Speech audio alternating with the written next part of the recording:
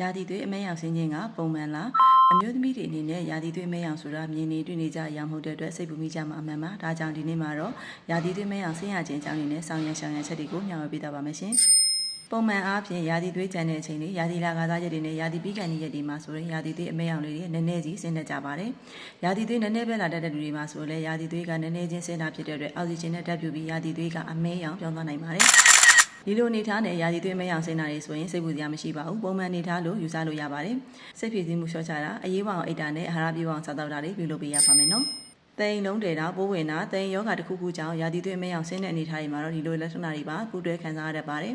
ရာသီသွေးမဲရောင်တွေကရာသီလာစဉ်တစ်လျှောက်လုံးဆင်းနေတတ်ပြီးတော့စီးစက်နဲ့ခါအုပ်ပိုင်းတွေမှာနာကျင်တဲ့ဝေဒနာတွေပါခံစားတတ်ကြပါတယ်ဒီလိုအခြေအနေနဲ့အတူတူအနံ့ဆိုးတွေပါထွက်လာခဲ့မယ်ဆိုရင်တော့နီးစက်ရဆေးရုံဆေးကံကိုပြပြီးဆေးကုသမှုခံယူပါလို့လည်းအကြံပြုချင်ပါတယ်အမျိုးသမီးကျန်းမာလာပါဆိုင်ရာတွေကိုမျှဝေပေးပါမှုဤရဲ့ကောင်လေးကိုပေါင်းလေးနဲ့အသေးလေးပေးသွားပေးပါနော်သိချင်တဲ့ရရှိရင်လည်း comment မှာမှတ်ခဲ့ပေးနိုင်ပါတယ်အားလုံးကိုကျေးဇူးတင်ပါတယ်ရှင်